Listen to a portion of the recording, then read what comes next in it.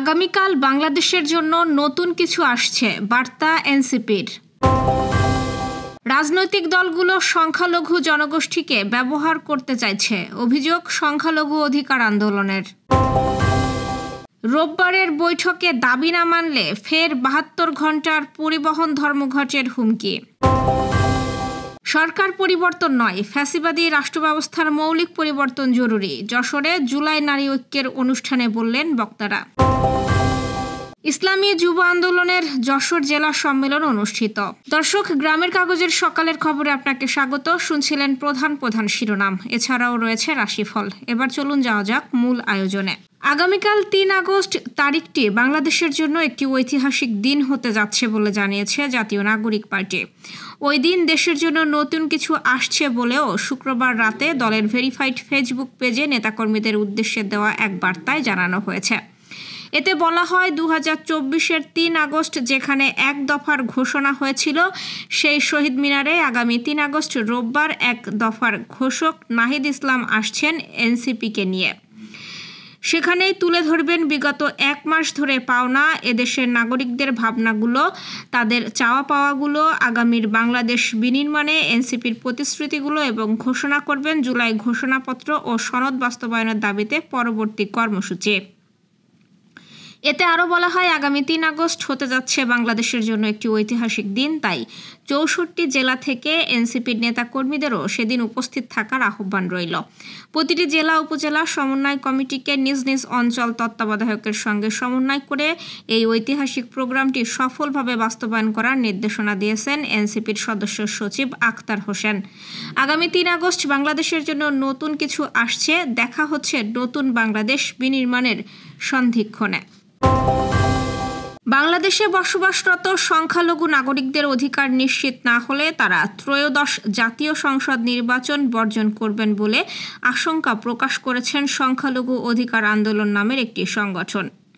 তারা বলেছে, ২৪শে জুলাইয়ের আগে বা পরে রাজনৈতিক দলগুলো ৮% সংখ্যালঘু জনগোষ্ঠীকে রাজনৈতিকভাবে ব্যবহার করতে চাইছে, অথচ তাদের অধিকার নিয়ে সচেষ্ট হতে দেখা যাচ্ছে না কোনো রাজনৈতিক দলকে।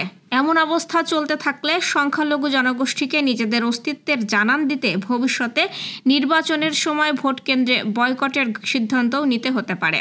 শুক্রবার জাতীয় প্রেস ক্লাবের সংবাদ সম্মেলনে লিখিত বক্তব্যে এসব কথা বলেন সংগঠনের উত্তরাঞ্চলের মুখ্য সংগঠক তরুণ রায়। এছাড়াও উপস্থিত ছিলেন সংগঠনের কেন্দ্রীয় সংগঠক ও মুখপাত্র সুস্মিতা কর, কেন্দ্রীয় সংগঠক সুব্রত বল্লভ, সুমন ত্রিপুরা। তরুণ রায় বলেন, ঐক্যমত্য কমিশনের সংখ্যালঘু সম্প্রদায়ের কোনো প্রতিনিধি নেই, তাদের বাদ দিয়ে কিভাবে ঐক্য গঠন হয় কোনো রাজনৈতিক দলকেও প্রশ্ন করতে দেখা গেল না।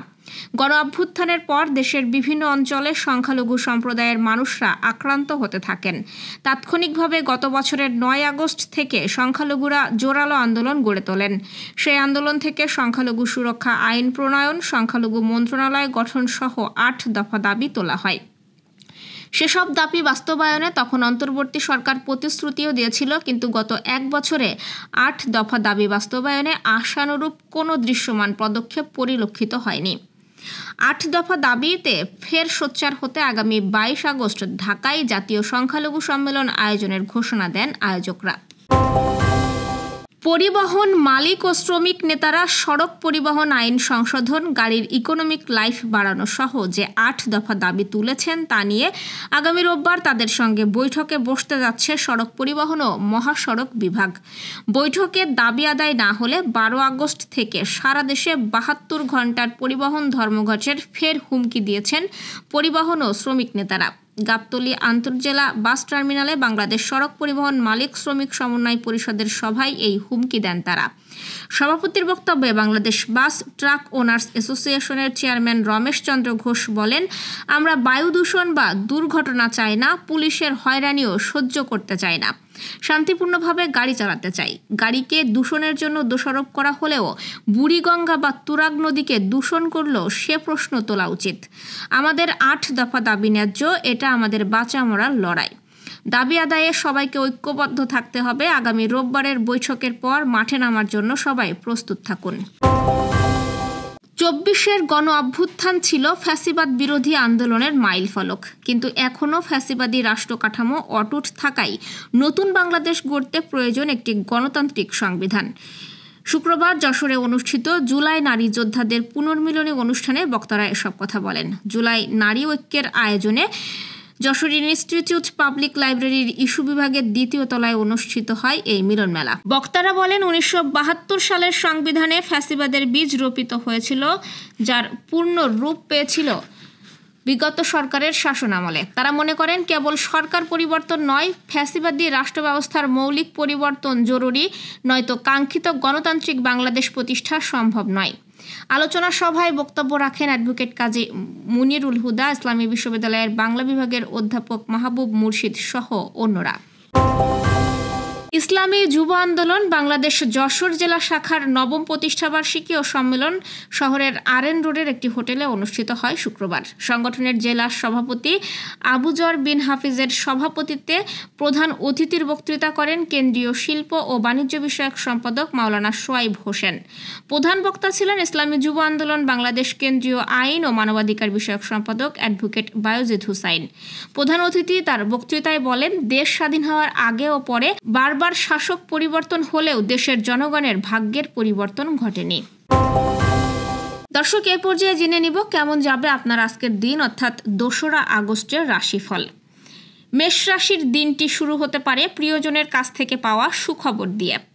আজ আকস্মিকভাবে অর্থপ্রাপ্তির সম্ভাবনা আছে। মামলা মোকদ্দমার রায় আপনার পক্ষে যেতে পারে।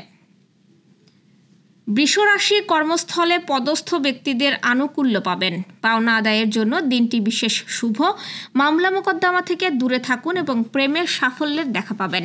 মিথুন রাশি, ব্যবসায়ে আজ লাভের পরিমাণ বৃদ্ধি পেতে পারে। চাকরি প্রত্যাশীদের কারো জন্য আজ সুখবর আসতে চলেছে এবং আপনি যদি একজন সঙ্গীত শিল্পী হয়ে থাকেন তাহলে আজ সম্মাননাও পেতে পারেন। কর্কট রাশি, ব্যবসায়ে আগের ক্ষতি পুষিয়ে নেওয়ার সুযোগ পাবেন। বিদেশ যাত্রার ক্ষেত্রে হাতছাড়া হয়ে যাওয়ার সুযোগ ফিরে আসতে পারে এবং মামলা মোকদ্দমা থেকে দূরে থাকুন। সিংহ রাশির, প্রেমের ব্যাপারে কেউ আজ মনের দরজায় কড়া নাড়তে পারে। আর্থিক লেনদেন শুভ। কন্যা রাশি, চাকরিতে শুভ পরিবর্তনের সম্ভাবনা আছে। হঠাৎ টাকা পয়সা চলে আসতে পারে হাতে এবং ব্যবসায়িক যোগাযোগও বেশ শুভ। তুলা রাশি, পারিবারিক সম্প্রীতি বজায় রাখার স্বার্থে আজ অন্যের মতামতকে গুরুত্ব দিন। প্রেমের ব্যাপারে ভেবেচিন্তে সিদ্ধান্ত নিন। বৃশ্চিক রাশির, ব্যবসায়ে আজ লাভের পাল্লায় ভারী থাকবে। পারিবারিক দ্বন্দ্বের অবসান হবে এবং রোমান্স ও বিনোদন শুভ। ধনু রাশির, ব্যবসায়িক ভ্রমণ ফলপ্রসূ হতে পারে। আজ আকস্মিকভাবে অর্থপ্রাপ্তির সম্ভাবনাও আছে। কোনো আইনি সমস্যার সমাধান হতে পারে। মকর রাশির, পাওনা আদায়ে অগ্রগতি হবে। বেকারদের কারো বিদেশ যাত্রার প্রচেষ্টা সফল হতে পারে। কুম্ভ রাশির, ব্যবসায়ে আজ লাভের পরিমাণ বৃদ্ধি পেতে পারে। ব্যবসায়িক এবং রাজনৈতিক পরিমণ্ডলে আপনার গুরুত্ব বৃদ্ধি পেতে পারে। জনসংযোগ ও প্রচারের কাজ সফল হবে। মীন রাশির, কর্মস্থলে প্রতিপক্ষ সক্রিয় থাকলেও সাফল্যের ধারা অব্যাহত থাকবে। আজ আকস্মিকভাবে অর্থপ্রাপ্তিরও সম্ভাবনা আছে। এই ছিল এখনকার আয়োজন। আগামীকাল ঠিক একই সময়ে সকালের খবর, আপনার রাশিফল দেখতে ও জানতে চোখ রাখুন গ্রামের কাগজের ইউটিউব চ্যানেল ও ফেসবুক পেজে। আর প্রতিদিনের খবরের আপডেট পেতে গ্রামের কাগজের ইউটিউব চ্যানেল সাবস্ক্রাইব এবং ফেসবুক পেজ ফলো করে রাখতে ভুলবেন না। আমাদের পরবর্তী খবর দেখুন বিকাল 3টায়। শুভ বিদায়।